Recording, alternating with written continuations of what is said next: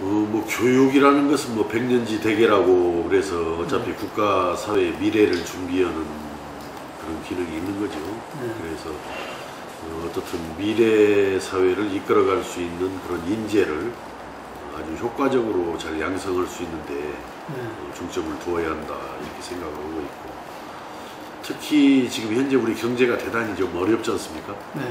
그래서 이 경제를 살려나가는데 뭐 4차 산업혁명이 거론되고 있는데 이런 어떤 문화산업, 예술산업, 또 체육산업 이런 걸 통해서 국가 경제의 어떤 활력을 되찾을 수 있는 이런 노력이 필요한 분야라고 생각을 하거든요. 그래서 어떻든 미래에 대한 준비와 함께 국가 경제의 활력을 회복하는 데도 일조할 수 있는 그런 교육, 문화, 체육, 관광이 잘 이루어질 수 있도록 노력을 해나갈 계획입니다. 그러니까 지금 뭐 이제 교육이라는 것도 이제 경쟁은 뭐 좀 불가불 필요하다라고 생각은 듭니다만은 지나치게 그 입시 위주의 경쟁이 어떤 교육 환경이나 교육 분야를 그 분위기를 좀 황폐화시키는 이런 부분도 있고, 그래서 지나친 입시 위주의 과열 경쟁은 우리가 피할 수 있는 방향에서 어떤 교육의 정상화를 도모할 필요가 있다.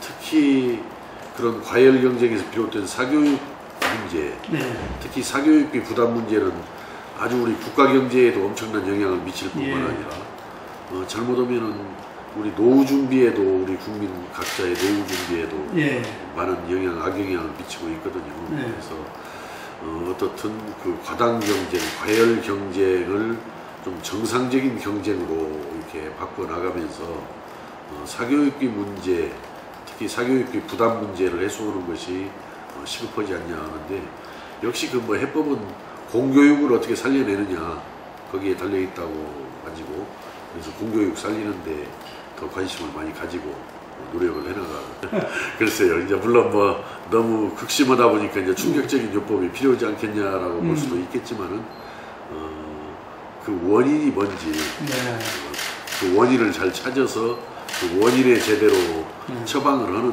대책만이 실질적인 효과를 낼 수 있기 때문에 꼭 충격적인 효과를 도모하기보다는 그 정확하게 원인을 규명하고 그 원인에 처방을 하는 그 실효성 있는 정책들을 만들어야 한다. 그래서 결국은 아까도 말씀드린 대로 사교육이 저렇게 성행하게 된 것은 공교육이 역할을 못 해주기 때문에 그런 부분이 하나가 있고, 또 지나친 학벌주의, 우리 국가사회 전반에 만연되어 있는 그 학벌주의도 또 사교육을 조장하는 이런 부분이 되기 때문에 그런 문제들을 잘 해결해 나가는 것이 사교육비 문제를 효과적으로 해소할 수 있는 길이다 이렇게 생각을 하고 있습니다.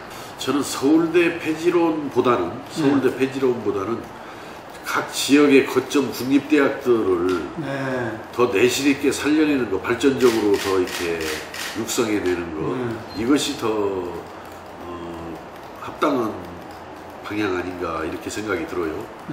그래서 이제 저 같은 경우에는 서울대를 뭐 폐지해서 그냥 대학교 수준을 평준화시켜서 만들어 간다기보다는 지역의 거친 국립대학을 등록금 한 50만 원, 기숙사비 월 한 10만 원 정도로 이렇게 해서 지역에 많은 좋은 인재들이 그 지역 거점 국립대학에 갈 수 있도록 하는 거, 이것이 지방의 국립대학을 살리는 길이기도 하고, 또 우리 국토의 균형 발전을 가져갈 수 있는 길이기도 하고, 또 수도권의 문제를 해결하는 길이기도 하기 때문에 지역 거점 국립대학교를 거의 어떤 무료에 가깝게 그렇게 더 발전시켜 나가는 것이 더 좋은 전략이 아닌가 이런 생각을 갖습니다. 그런데 거꾸로 보면은 그 지역 대학이 활성화가 되면은 그 지역이 살아나는 데 큰 도움이 되거든요. 그렇기 때문에 당연히 어떤 지역에 있는 국립 거점 대학이 발전을 하게 되면은, 물론 뭐 사립대학도 좋은 대학들은 더 발전해야 되겠지만, 발전을 하게 되면은 또 그 지역 발전을 동시에 견인을 하기 때문에 또 거기에 일자리도 많이 만들어집니다, 각 지역에. 그래서 그 교육경제라는 말도 나오듯이 각 지역의 거점마다의 그런 좋은 대학들을 잘 살려내면은 그 지역 발전을 이룰 것이고, 지역 발전이 이루어지면 그 지역 내에 또 일자리들이 많이 만들어지기 때문에 그 문제는 뭐 크게 염려할 문제는 아니다. 그 부분이 지금 우리 헌법에 규정되어 있는 교육 자치, 또 대학의 자율, 여기에 지금 우리 교육부가 역행을 하고 있다라는 평가들이 많이 있거든요.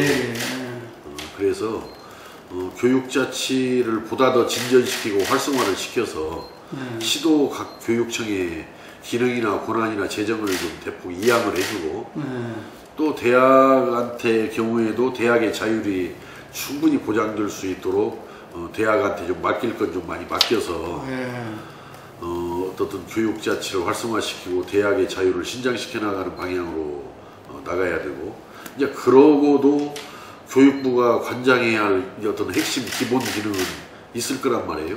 근데 이 기능들이 정권의 입맛에 따라서 춤을 추게 해서는 저는 곤란하다.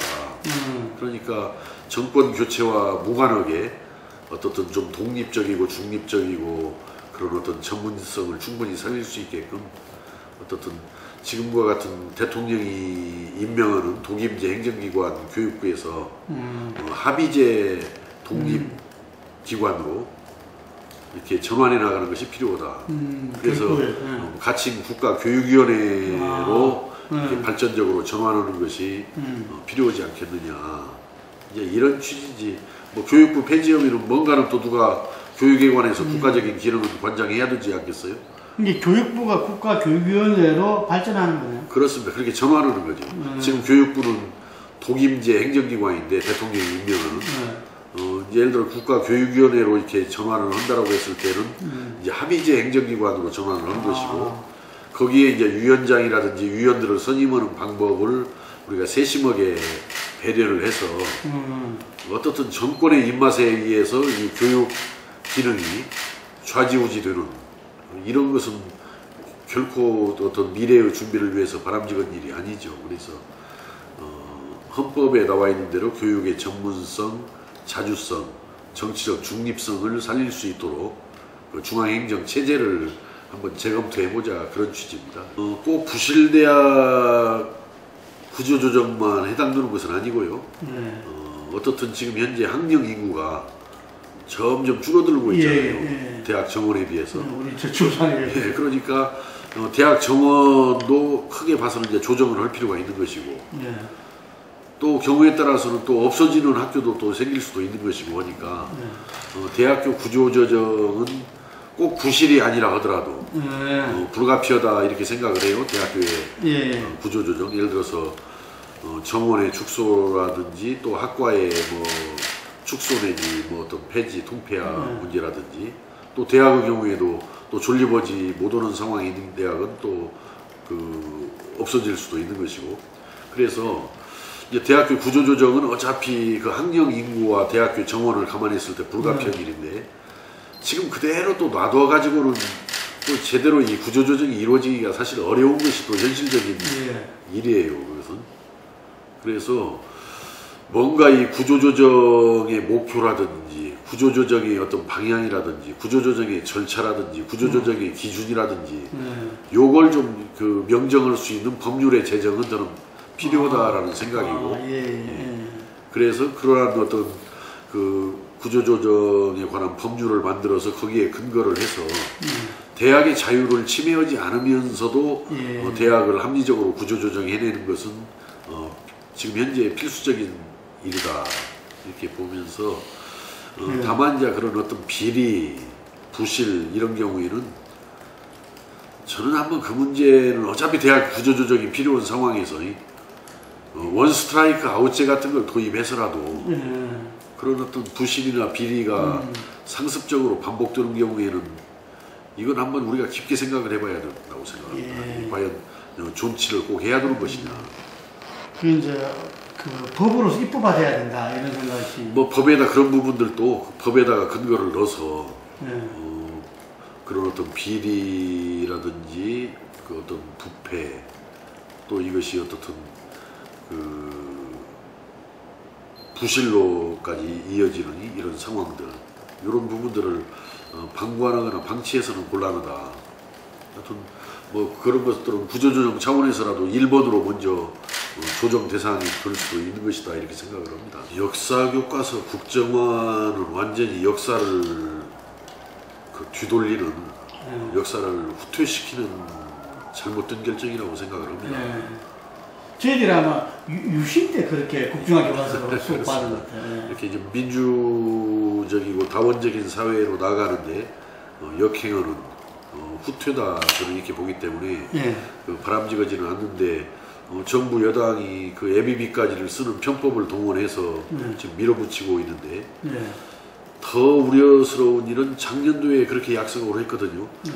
역사교과서 국정화를 하지만은 어떤 지필진이라든지 지필 기준이라든지 이런 걸 공개해서 가겠다라고 작년에 그렇게 약속을 했는데 지금 이제 와서는 여러 가지 또 뭐 부작용을 예를 들면서 지필진도 전혀 비공개로 지필 기준도 전혀 밝히지 않고 깜깜이로 지금 또 진행을 하고 있단 말이에요.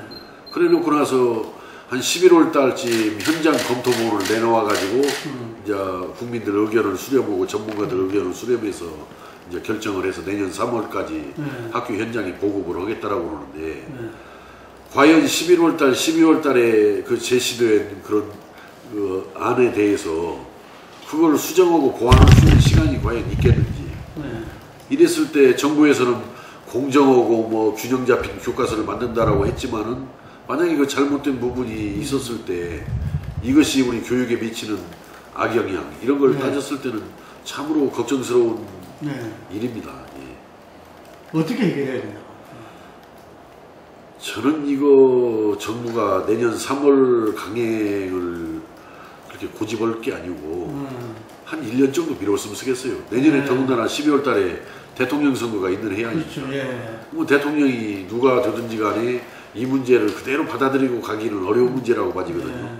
사리에도 맞지도 않고 만약에 내용이 잘못될 수도 있기 때문에 그래서 이렇게 서둘러서 내년 3월에 시행하겠다 이렇게 가지 말고 차라리 1년을 더 좀 연장을 해서 시행 시기를 1년을 좀 더 미루어서 대선 이후에 이 문제를 결정을 하면 좋겠다. 근데 국회에서 그렇게 할 수는 없습니까? 없습니다. 그건. 현재 없어요? 물론 뭐 법들이 뭐 역사교과서를 국정화하는 것을 반대하는 금지하는 법들이 발의가 되어 있지만은 이런 것을까지도 법으로 해야 된다라고 하면 너무 이거 법 만능주의 국가로서 참 그 융통성이 전혀 없는 일이죠. 이런 것은 법으로 할 일이 아니고 그 결단을 해야죠. 대통령이나 정부가. 지금 특별법은 발의는 해놓은 상태죠. 지금 발의가 되어 있는데 아직 뭐 여야 간에 아직 논의는 지금 못 들어갔습니다. 이 문제에 대해서 여야 간에. 근데 이번에 뭐 누리과정 예산 처리할 때 봤지만은 협치라는 것이 서로 대화를 하면서 서로 자기 가지고 있는 생각이나 입장을 조금씩은 또 양보를 해야 이게 협치가 되는데 이 누리과정 처리할 때 보면 정부 여당이 조금도 물러서지를 않잖아요. 그 중간에 정해졌던 방침에서. 근데 역사교과서도 마찬가지로 끝내 그렇게 정부 여당에서 지금 정해놓은 대로 밀어붙일 거라면은 애당초 이게 협치가 불가능한 일이다. 그래서 아주 또 고민스러운 일 중에 하나가 역사교과서 국정화 시행 문제입니다. 그러니까 지금 이 문제가 이런 문제죠. 종전에 보면은 어린이집, 보육은 보건복지부 소관이었어요. 그리고 이제 유치원은 교육으로 이제 분류가 되는데 유치원은 또 원래부터 교육부, 시도교육청 소관 일이었죠. 근데 이제 박근혜 대통령이 누리과정을 들고 나왔잖아요. 대선 때. 3세에서 5세까지 그 어린이집과 유치원을 이렇게 통합해서 이렇게 운영을 하겠다. 누리과정이라는 걸로 해서. 이제 그렇게 하면서 그 재원이 추가되는 부분을 잘 조정을 좀 해줬어야 할 일인데, 교육재정 교부금으로 충분할 거다라는 그런 아니한 생각으로 그 종전에 보건복지부 소관으로 국가에서 부담했던 부분까지도 전부 누리과정이라고 해서 시도교육청에서 교육재정 교부금으로 부담을 해라. 예산을 추가 지원 없이. 그렇죠. 그러니까 이것은 사실은 그 우리 지방교육재정 교부금법을 보면은 지방교육재정 교부금은 교육기관이나 교육행정기관에 쓰도록 되어 있지 어린이집과 같은 보육기관에는 쓰도록 되어 있지가 않아요, 법률에. 그러니까 이게 법률에 위반이 되는 것이고 또 교육재정 교부금이 당초는 뭐 잘 제대로 좀 걸쳐서 전망이 좋을 걸로 전망을 했지만은 2015년도 작년도 기준만 봐도 교육재정 교부금이 전망된 실적이 10조 원의 차질이 생겼습니다. 네. 당초 전망이 49조 정도 교육재정 교부금이 될 것이다 했는데 뭐 경제가 안 좋고 뭐 세수가 좋지 않다 보니까 39조에 그쳤단 말이에요. 그러니까 지금 누리과정을 시행하면서 시도교육청의 부채가 3조에서 지금 14조 5천억까지 무려 5배 가까이 지방의 빚이 늘어났단 말이에요. 그러니까 지금 현재 이 상태로 자꾸 그렇게 밀어붙이기만 하는 것은, 저는 정부에서 엊그제 저출산 대책 뭐 발표도 했는데 이렇게 누리과정 가지고 서로 시도교육청과 중앙정부가 서로 누가 부담해야 되느냐 문제 가지고 이렇게 갈등을 벌이고 있는데 과연 그 애기들 맘 놓고 날 수 있겠어요? 저는 이거 저출산 대책으로도 아주 우리 정부가 지금 잘못 보이고 있는 거예요. 그러니까 저는 이걸 누리과정으로 해서 통합하는 것도 좋은 일이라고 생각이 들고, 또 일원적으로 또 관리해 나가는 것이 또 좋을 수도 있다라고 봐지지만은, 그렇게 하기 위해서는 거기에 필요한 여러 가지 법률도 고치고 필요하다면은 거기에 소요되는 재원도 충분히 확보를 해서 줘야지. 중앙정부에서는 손을 다 떼버리고 전부 시도교육청에서 알아서 해라 이렇게 가는 것은 정말 무책임한 일이고, 또 아까 지방 그 교육자치, 지방 분권이라는 측면에서도 중앙정부의 횡포입니다. 그래서. 그러면 여당에서 입장은 뭡니까? 새누리당에서는 충분히 그 상황은 다 공유하고 있을 건데. 뭐 새누리당은 뭐 정부 대통령 눈치보니라고 그런지 우리가 그 이번에 지금 사단이 벌어진 게 지금 국가에서 세계 잉여금이 있기 때문에, 작년도 세계 잉여금이 있기 때문에 1조 2천억을 가지고 국채를 상환하겠다라고 되어 있어서 우리 입장에서는 뭐냐면은 지금 지방채도, 아까 지방교육채도 3조에서 무려 14조 5천억까지 이렇게 악화가 되어 있으니까 국채로 다 상환할 것이 아니라 한 절반 정도는 국채 상환하고 절반 6천억 원 지방에 주어서 지방 교육채도 좀 상환하도록 해주면 어떠냐 해서 그렇게 시도를 했던 것이거든요. 그런데 이게 어떻든 새누리당 의원들께서 어떤 정부 입장만 옹호를 해서 그 부분에 대해서도 전혀 교육재정을 좀 도와주는 쪽에 입장을 세우지 않고 반대만 하고 있는 점은 정말 납득하기 어려운 일이죠.